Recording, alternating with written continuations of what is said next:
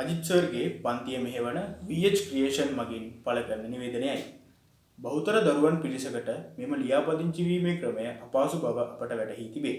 එබැවින් ලියාපදිංචි වීමට කැමති දරුවන් ඔබගේ නම, ඊමේල් ලිපිනය, දුරකථන අංකය, නිවසේ ලිපිනය හා ඉගෙනුම ලබන ශ්‍රේණිය ගුරුවරයාගේ දුරකථන අංකය වන 0777යි 032යි 447ට WhatsApp පණිවිඩයක් මගින් යොමු කරන්න.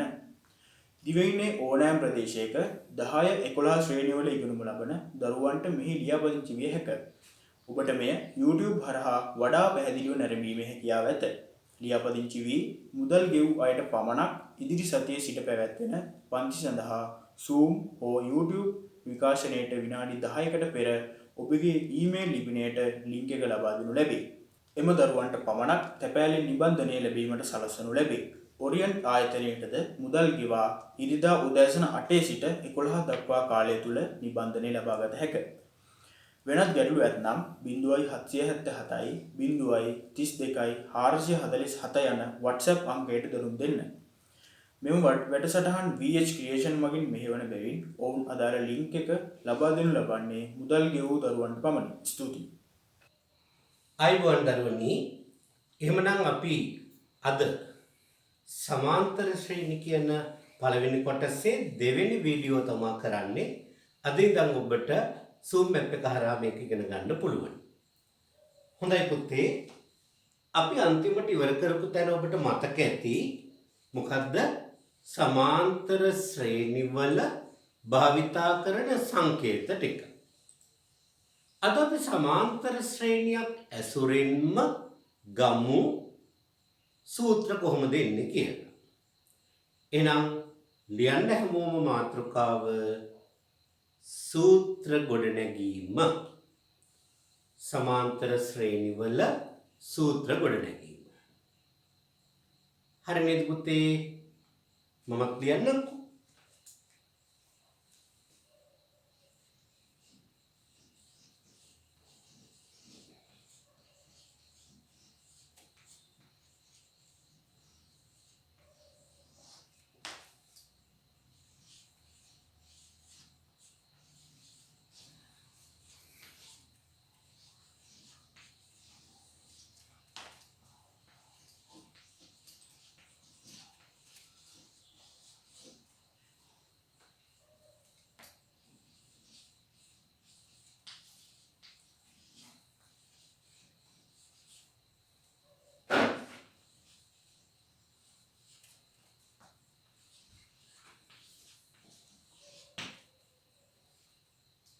සමාන්තර ශ්‍රේණිවල සූත්‍ර ගොඩනැගීම.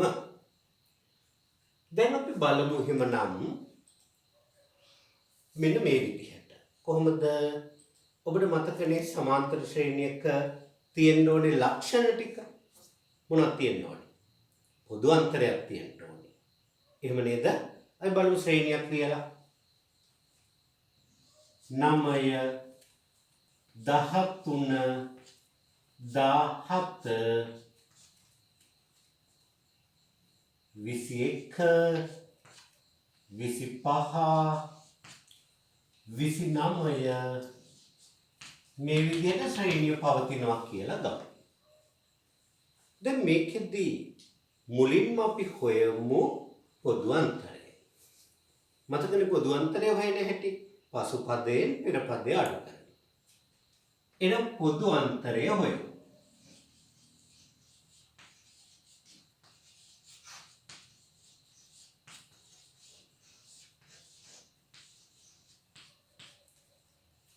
දහතුන ඍණ 9 17 ඍණ 13 21 ඍණ 17 කීයද පුතේ උත්තරේ? 4යි 21න් 17කුත් 4යි. එනම් පොදු අන්තරයට දාන සංකේතය D. එනම් D වලගේ කීයද පුතේ? 4යි. එහෙමනම් ඔයාලා දන්නවද මේකේ මුල් පදය කීයද කියලා? මුල් පදය කීප පුතේ මුල් පද 9.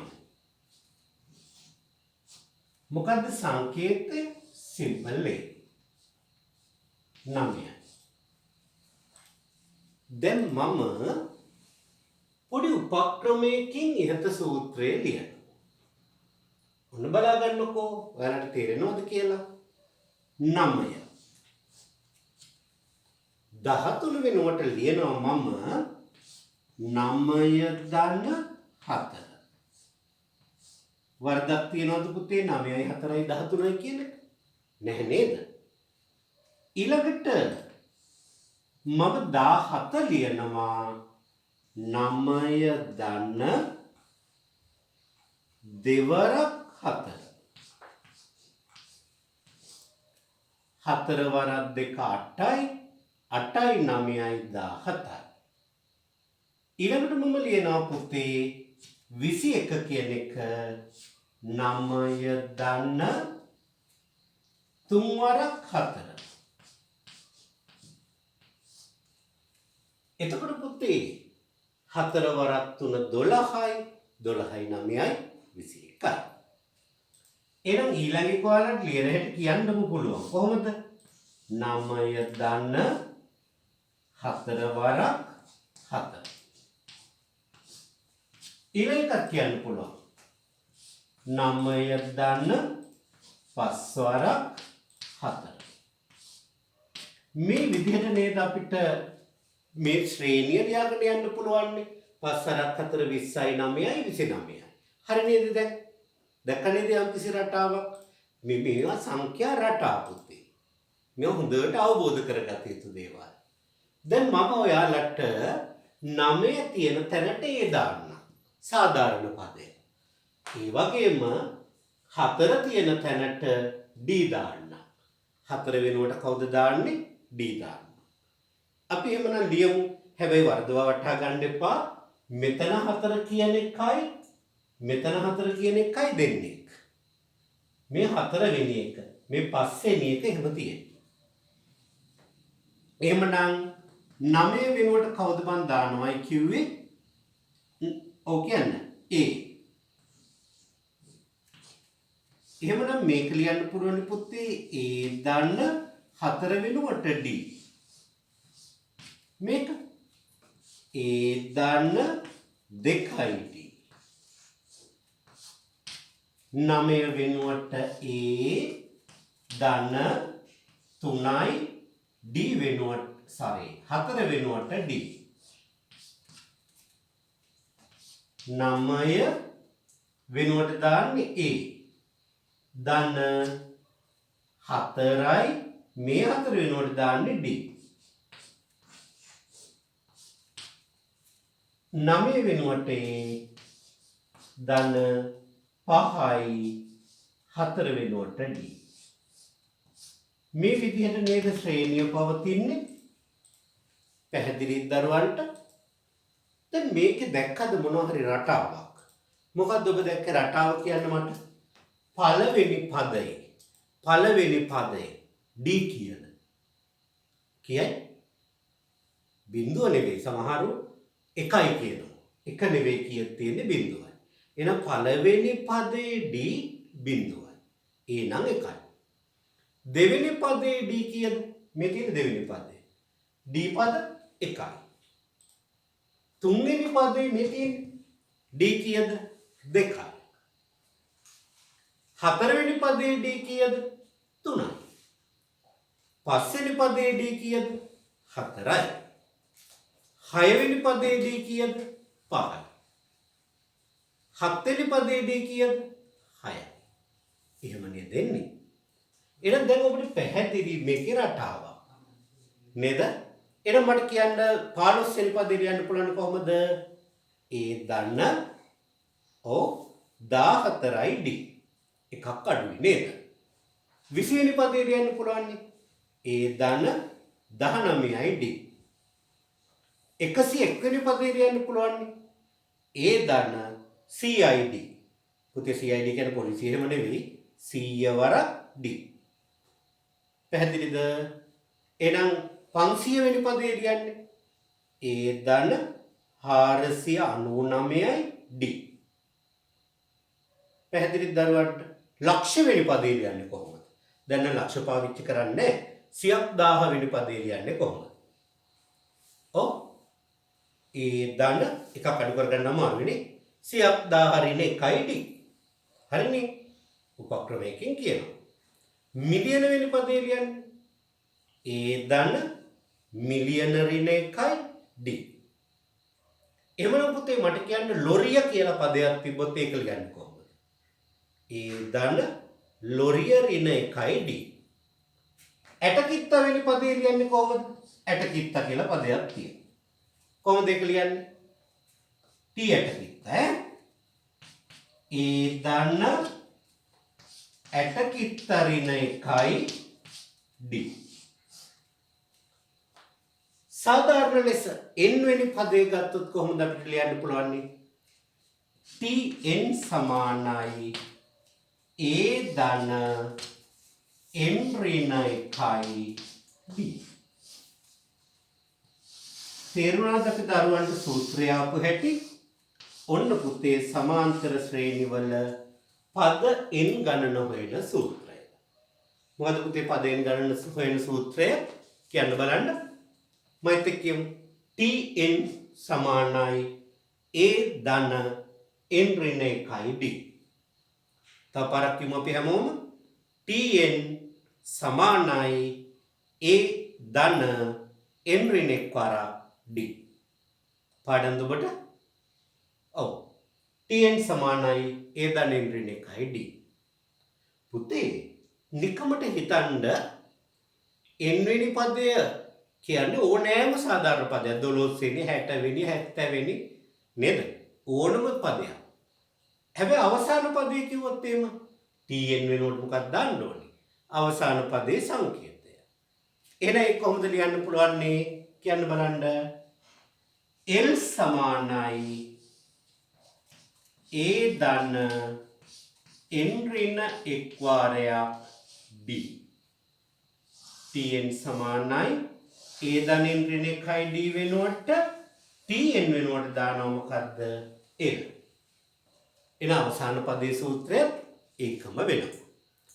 l සමානයි a ධන n ඍණ 1යි d. එන අපේ දරුවෝ මේ ටික පැහැදිලිව ලස්සනට ලියාගමු. මම ඔබට එතකන් මේක තියෙන විවිධ දේවල් කියන්න සවන් දෙන ගම ලියා ගන්න. මෙන්න මේ විදිහට තමයි අපි ඉගෙන ගන්න ඕන. ගණිතය කියන්නේ ඉලක්කම් වලටම සීමා වෙච්ච එකක් නෙවෙයි. ඕන සංකේතයකට ගැලපෙනවා. ලෝකේ හරිම තාත්විකයි. මේ තාත්වික දේවල් සඳහා හැම අගයක්ම පවතිනවා. පැහැදිලිද දරුවන්ට? දැන් පුතේ ඒකයි මම මේ ඇටකිත්ත දාලා සාධාරණ පදයක් ලිව්වේ. ඕනම එකකට ගැලපෙනවා කියලා කියන්නේ. ඒක තමයි ගණිතයේ තියෙන සුවිශේෂීතාවය. ඊයම ඔයාලට කියලා දුන්නා යම්කිසි සංඛ්‍යාවක් 11න් ගුණ කරන්න හැටි. ඒකත් මතක ඇති. ඒ වගේම මතකද ඔබට කියලා දුන්නා යම්කිසි සංඛ්‍යාවක් 9ක් එකතු කරන හැටි හා 9ක් අඩු කරන හැටි. අදත් එකක් කියලා ඕනේද? හොඳයි වැඩ ටික හොඳට කරොත් අපේ දරුවෝ ටික මම අද අලුත් ක්‍රමයක් කියලා දෙනවා. සංඛ්‍යාවක් ගුණ කරන්න හරි බෙදන්න හරි පහසු ක්‍රම. බලන්න විනාඩි 2ක කාලයක් ඇති මේ ටික ලියා ගන්න. මේ වෙනකොට ලිව්වද?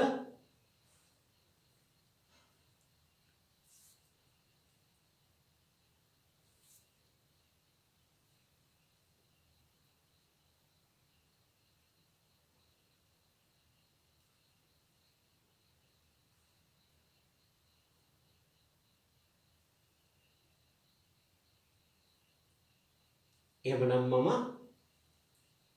මේ ටික මකන්න ගන්නවා.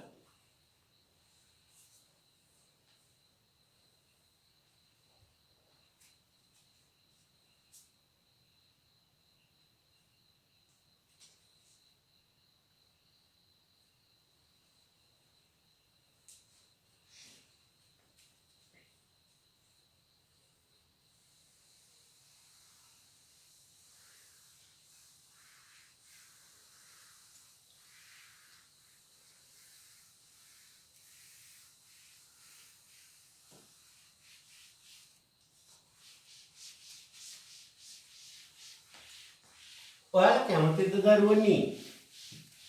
ඊතුරු සූත්‍ර ටිකක් ගොඩනගලා ගණන් හදන්නද කැමති? එහෙමත් නැත්නම් මේ සූත්‍රයෙන් හොඳට පුරුදු වෙලා ඊළඟ සූත්‍ර වලට යන්නද කැමති? මේ ක්‍රම දෙකම අපිට අනුගමනය කරන්න පුළුවන්. ඔව්. අපි එහෙමනම් තව සූත්‍ර දෙකක් තියෙනවා. ඒ දෙකත් ගොඩනගලා ඉමුද? ඒ දෙකත් ගොඩනගලා ඉමු. දැන් අර අපි ගත්තු පද ටිකම ගමු. ඔබට මතකද ගත්තේ පළවෙනි පදේ කීයද? 7 නේද? පළවෙනි පදේ 7. නෑනේ 9. 9 13 17 21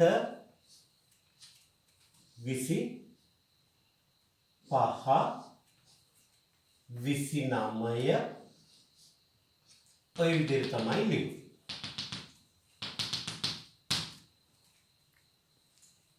මේ ටිකේ පද වශයෙන් ලියනකොට කොහොමද ලිව්වේ? මේ බලන්නකෝ. A දන්න D වල කියන්නේ A දන්න 2D. ඔය ඊළඟ මොකද්ද?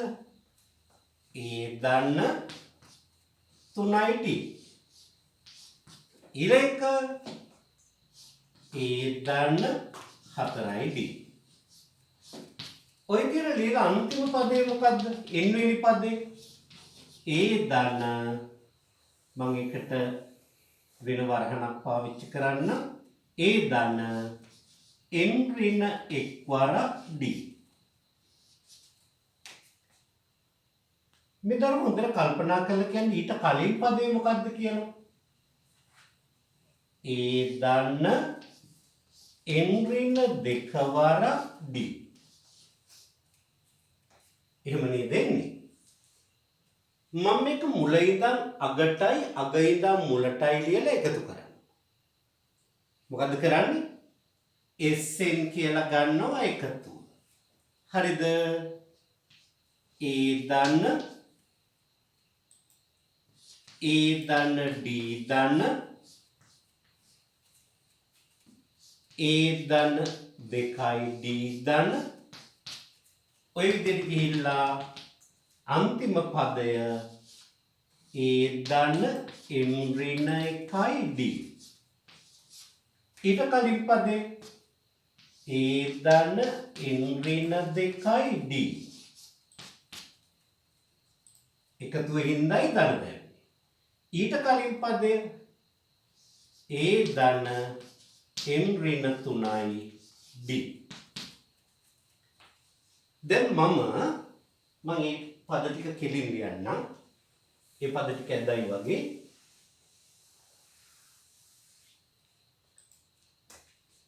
A දන්න n ඍණ 3D. A දන්න n ඍණ 2D. A දන්න n ඍණ 1D. ඕක මම මෙහෙම කරොත් මොකද වෙන්නේ? SN සමානයි අග ඉඳන් මුලට එකතු කරනවා. කොහොමද? A දන්න n ඍණ 1D. A දන්න n ඍණ 2D. A දන්න n ඍණ 3D. ඔය විදිහට මැද පද ටික ඇවිල්ලා අන්තිමට එනවා තුන්වෙනි පදේ. A දන්න 2D. A දන්න D. A. දැන් මම පොඩි උපක්‍රමයක් දාලා එකතු කරනවා. මොකද්ද උපක්‍රමය? ලොකුම පදයයි පොඩිම පදයයි එකතු කරනවා. ඊළඟට ලොකු එකයි ඊළඟට ලොකු එකයි එකතු කරනවා. SN පද දෙකක් එකතු කරොත් කීයද දරුවනේ? 2යි SN. SN ධන SN කියන්නේ කීයද? 2යි SN. මේ බලන්නකෝ Aට A එකතු කරොත් 2යි. ධන n ඍණ 1 වාරක් D. මම මොකද කරේ? මෙන්න මේ කහ පාටින් මම ලකුණු කරනවා. ඒ කහ පාටින් ලකුණු කරන පද දෙක එකතු කරනවා.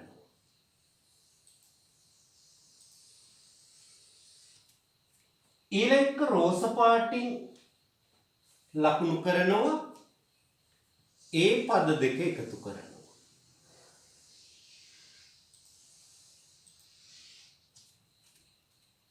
ඊළඟ එක මම නිල් පාටින් ලකුණු කරනවා.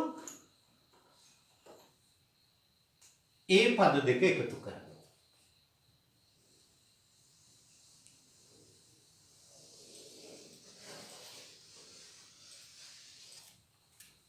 ඔන්න ඔය පද ටික තමයි එකතු කරන්නේ. එතකොට මම ඒ වර්ණ වලින්ම ලියන්න දෙකතු කරපුවා තේරුම් ගන්න පහසු වෙන්න. මේ කහ පාටින් එකතු කරපු පද දෙක කොහොමද එන්නේ? A ධන A 2යි A ධන ආයෙ මුකුත් නැන්නේ මේ කොටසනේ තියෙන්නේ නේද? n ඍණ 1 වාරක් D. හරි නේද දරුවනේ? ධන ඊළඟට මම රෝස පාටින් ලියපු පද ටික එකතු කරනවා. රෝස පාට දැන් මගේ මුණත් ඒ පාට නේද? A ධන A කීයද දරුවනේ? 2යි ධන මෙතන ධන D මෙතන m ඍණ 1යි D m ඍණ 2යි D. එතකොට මේක වරහන් ඉවත් කරොත් nd ඍණ 2යි D ධන D කියන්නේ m ඍණ 1යි D. m ඍණ 1යි D. ධන ඊළඟ එක මම නිල් පාටින් ලියන්න. A ධන A 2යි A ධන මෙතන ඍණ 3යි D ධන 2යි D කියන්නේ ඍණ D. ඒ කියන්නේ m ඍණ 1යි D मान. නේද පුතේ? ධන ඔය විදිහට කියලා අන්තිම පදයක් කොහොමද එන්නේ? A ධන A 2යි A ධන m ඍණ 1යි D. ඒක මම සුදු වර්ණයෙන්ම ලියන්න.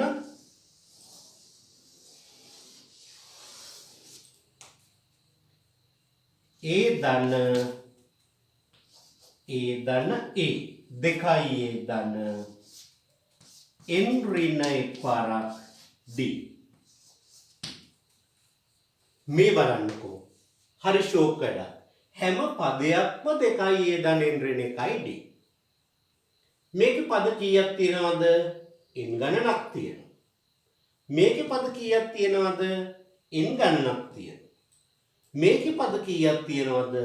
n ගණනක් තියෙනවා. එහෙමනම් එක පදයක එකතුව එක පදයක් ගත්තොත් 2යි A ධන n ඍණ 1යි D වටිනාකම 2යි A ධන n ඍණ 1යි D. පුතේ පද දෙකක වටිනාකම බලන්න දෙකෙන් ගුණ කරනවා. මේ වගේ පද පහක වටිනාකම බලන්න පහෙන් ගුණ කරනවා. මේ වගේ පද 100ක වටිනාකම බලන්න 100ෙන් ගුණ කරනවා. මේ වගේ පද ඇටකිත්ත ප්‍රමාණයක් බලන්න ඇටකිත්තකින් ගුණ කරනවා. එහෙමනම් මේ වගේ පද n ප්‍රමාණයක් නේ තියෙන්නේ. n ප්‍රමාණය හොයන්න n ගෙන් ගුණ කරනවා. දැන් දෙපසම දෙකෙන් බෙදමු. මොකද මේ SN ලා දෙකකගේ වටිනාකම තියෙනවා. අපිට ඕනේ එක SN කෙනෙක්ගේ වටිනාකම. එහෙනම් SN සමානයි දෙපසම දෙකෙන් බෙදුවොත් n බෙදීම 2යි 2යි A ධන n ඍණ 1යි D. මොකද්ද?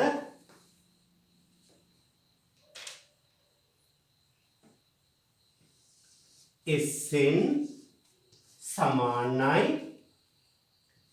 n බෙදීම 2යි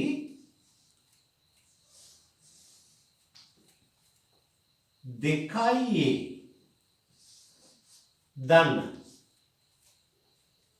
n ඍණ එක් වරක් d මේක තමයි පුතේ සමාන්තර ශ්‍රේණිවල පද n වල එකතුව හොයන සූත්‍රය වෙන්නේ. සමාන්තර ශ්‍රේණියක පද n වල එකතුව හොයන සූත්‍රය වෙන්නේ. මොකද්ද? Sn සමානයි n බෙදීම 2යි 2යි ධන n ඍණ 1 වරක් d. තවපරක් කියමයිත් එක්ක Sn සමානයි n බෙදීම 2යි 2යි ධන n ඍණ 1 වරක් d. Sn සමානයි n බෙදීම 2යි 2යි ධන n ඍණ 1 වරක් d. හොඳයි දරුවනේ මේ ටික ලියා ගන්න.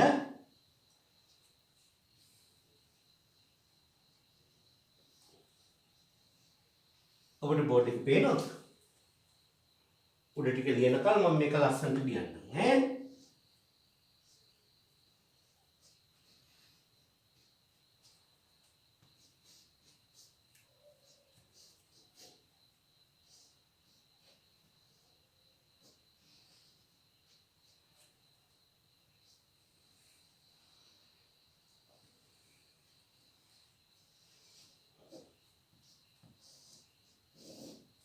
ඔබට සාමාන්‍ය පන්ති කාමරයකදී ලැබෙන කාලයම තමයි මම මේ දෙන්නේ. ලියා ගන්න. හැබැයි මේ Zoom app එකේදී ඔබට කාල වේලාව මදි නම් මට දැනුම් දෙන්න. මම ඔයාලට මොකද කරන්නේ? මීට වඩා වැඩි කාලයක් දෙන්න සූදානම් කරන්න. ඒකට වෙනම සැලසුමක් දෙන්න. කොහොමද ඉදිරියේදී නිබන්ධනය ඔබට ලැබුණාට පසුව මේවා ලියලියෙන්න අවශ්‍ය වෙන්නේ නැහැ. හිස්තැන් පුරව ගන්න තියෙනවා.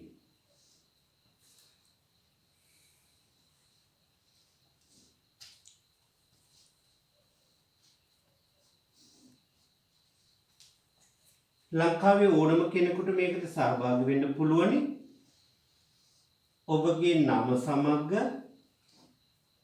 ස්ථිර ලිපිනේ අපි වෙත එවුවොත් නිබන්ධනයක් ලැබෙන්න සලස්සන.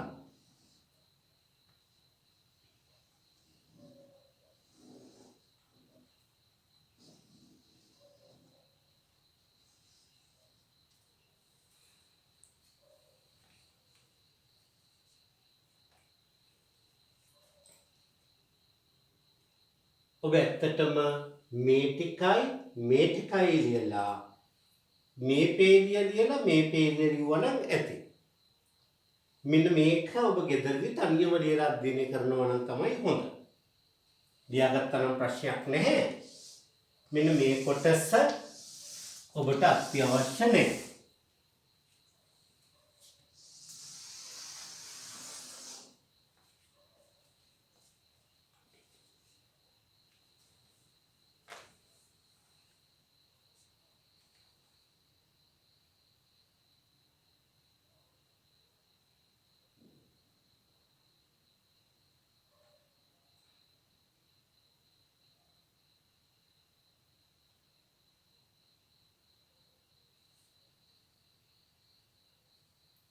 හරිද දරුවනි?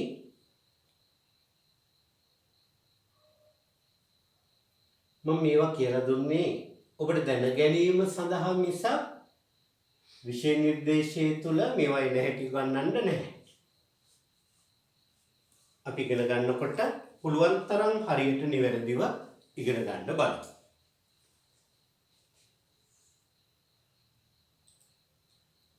හොඳයි. දැන් එහෙමනම් ඔක නොතේරුණු දරුවෝ සාමාන්‍ය පන්ති කාමරයක් තුළ 10%ක 125ක් විතර ඉන්නවා. මෙන්න මේක අපි ගත්තේ කොහොමද? ඒකේ දිග පදවල හැටි ගගා හිතන අය. එයටම සරල ක්‍රමයක් කියලා දෙන්නම්.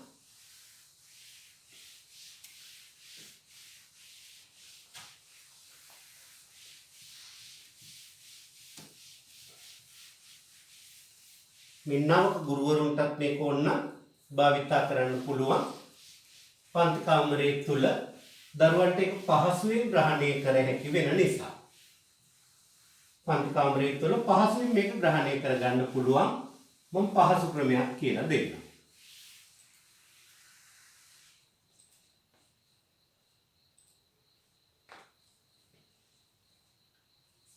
කොහොමද ඒක කරන්නේ? යම්කිසි පද සමූහයක් පහසුවෙන් එකතු කරන්න පුළුවන්. ඕනෑම විදිහේ ශ්‍රේණියක් නම් ඒ කිව්වේ පොදු අන්තරයක් තියෙනවා නම් ඒ වගේ සමාන්තර ශ්‍රේණියක් මෙහෙම එකතු කරන්න පුළුවන්. මේ ටික එකතු කරමු අපි. 9යි 13යි 7යි 19යි 20යි 25යි 34න් 4යි 3ක් ඉතිරි. 3යි 1යි 4යි 5යි 7යි 9යි 11යි. හරිද දන්නේ නැහැ. ඔන්න මම උපක්‍රමයකින් එකතු කරන්න. 9යි 29යි එකතු කරන්න. පද ගානෙන් ගුණ කරනවා. 1 2 3 4 5 6. දෙකෙන් බෙදෙන. ඔන්න එකතුව. 6 දෙකෙන් බෙදුවොත් 3යි. වරහණෙන් කියන්නේ ගුණ කිරීම. 9යි 9යි 18යි එකක් ඉතිරි. 2යි 1යි 3යි. 3 වරක් 8 24යි. දෙකක් ඉතිරි. 3 වරක් 3 9යි 2යි 11යි. හරි පුදුමයි නේද? උත්තරේ ගැලපෙනව නේද? හරියටම ගැලපෙනවා. මොකක්ද එහෙනම් අපි කරේ? මුල් පදයයි අවසාන පදයයි එකතු කරලා පද ගණනෙන් ගුණ කරලා දෙකෙන් බෙදුවා. එතකොට ආව එකතුව. එතකොට ආව මොකද්ද? එකතුව. මේ බලන්නකෝ. n යට 2යි ධන ඔබට මතකයිද L සමානයි සූත්‍රය අපි ලිව්වා. මොකක්ද L සමානයි සූත්‍රය? ඔව් ධන ඍණ 1යි d. බොහොම හොඳයි. ධන ඍණ 1යි d. ඔන්න පහසු ක්‍රමය. n බෙදීම 2යි ධන 2යි ධන n ඍණ 1 වාරයක් d. ආවනේද පුතේ සූත්‍රය හරියටම සරලයි නේද? බොහොම සරලවට. එවනම් මේකත් අපිට සූත්‍රයක් ලෙස භාවිතා කරන්න පුළුවන්. මේකත් අපිට සූත්‍රයක් ලෙස භාවිතා කරන්න පුළුවන්. එවනම් මට එකේ ඉඳන් 100 දක්වා එකතුව හිතින් හදමු. කොහොමද කරන්නේ? 1යි 100යි එකතු කරන්න. කීයද? 101යි. පද ගානෙන් ගුණ කරනවා. පද ගාන කීයද? 100යි. ඒකල දෙකෙන් බෙදෙනවා. 100 දෙකෙන් බෙදුවොත් 50යි. 101 50න් ගුණ කරොත් කීයද? 5050. කීයද පුතේ? 5050. බලන්න කොච්චර ලේසිද එකේ ඉඳන් 100ට අපි එකතු කරා නම් ඒක කොච්චර වෙලාවක් යනවා. එහෙනම් මොකද්ද උපක්‍රමය? පළමු පදයයි අවසාන පදයයි එකතු කරලා පද ගානෙන් ගුණ කරලා දෙකෙන් බෙදෙනවා. පැහැදිලිනේ අපි දරුවන්ට මේ ටික ලියා ගන්න ඇති. ලියා ගන්න මේ ටික.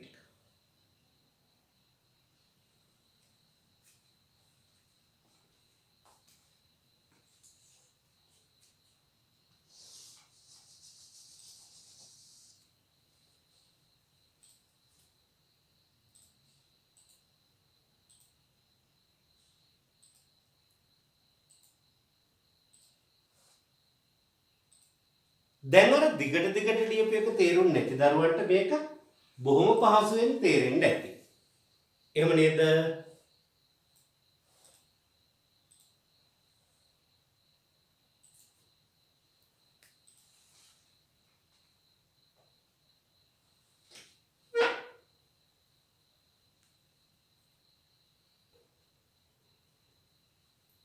එහෙනම් මම මේ ටික මකලා අපි අද දවස් තුල ඉගෙන ගත්ත ටිකේ සංක්ෂිප්තයක් ඉගෙන ගමු.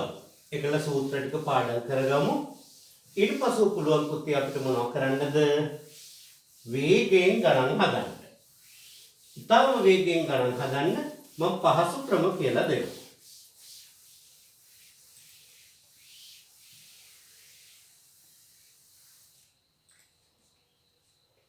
මේ බලන්නකෝ අද ඉගෙන ගත්ත සූත්‍ර ටික Pn සමානයි A ධන m ඍණ එක් වාරයක් d n වෙනි පදේ නේද පුතේ? Pn කියන්නේ n වෙනි පදේ, A ධන m ඍණ එක් වාරයක් d. ඊළඟ ඔය වෙනුවටම දැම්ම අවසාන පදේ l සමානයි A ධන m ඍණ එක් වාරයක් d.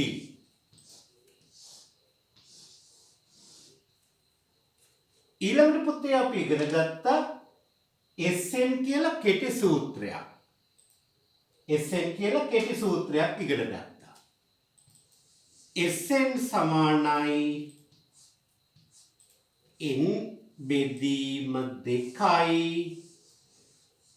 කෙටි සූත්‍රය A ධන l. A ධන l. ඊට පස්ව අපි ඉගෙන ගත්තා Sn දිග සූත්‍රය.